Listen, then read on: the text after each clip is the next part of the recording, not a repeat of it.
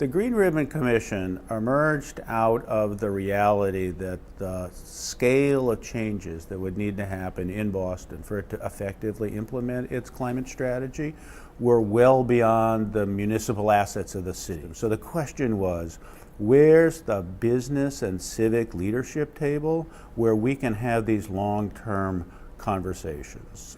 In the analysis we did, it turns out there are 50 property owners in the city of Boston that control a third of the total square footage in the city, which would be well over 200 million square feet.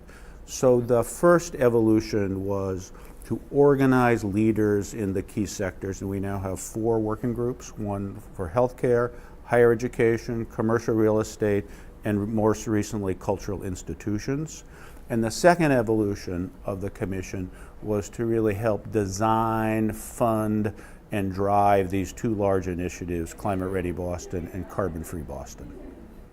There are 2 really important economic aspects of climate work, both on the adaptation side, getting ready for the changes, and mitigation, bringing carbon emissions down.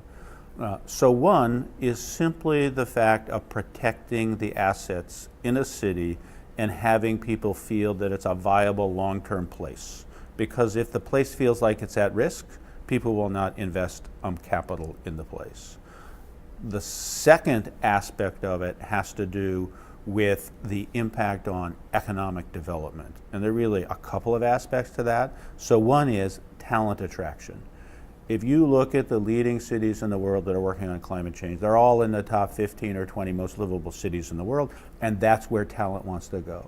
So if you're not the kind of place where smart, innovative people want to come live, you're not going to be developing your economy. The second aspect of that is the generation of new industries, new jobs, new businesses based on the new technologies that are going to be implemented. There are 3 big things that need to get done. One, you have to radically reduce demand by making your buildings and your vehicles more efficient. 2, you need to electrify virtually every fuel source. So you have to get rid of natural gas and electrify your heat. You have to get rid of internal combustion engines and electrify your vehicle. And you have to get out of fuel oil and other forms of fossil fuel. And lastly, you have to clean the grid.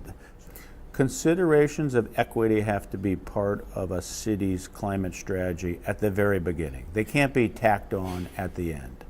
Because if you don't pay attention to them, decisions will be made primarily in the interests of those who have the most assets and resources.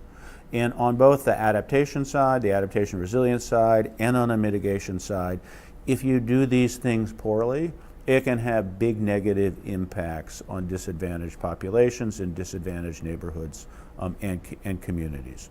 If we're really successful over the next 30 years doing all the things we want to do and putting these grand visions in place, I think this city will be even cooler than it is already. We will have a lot more green space.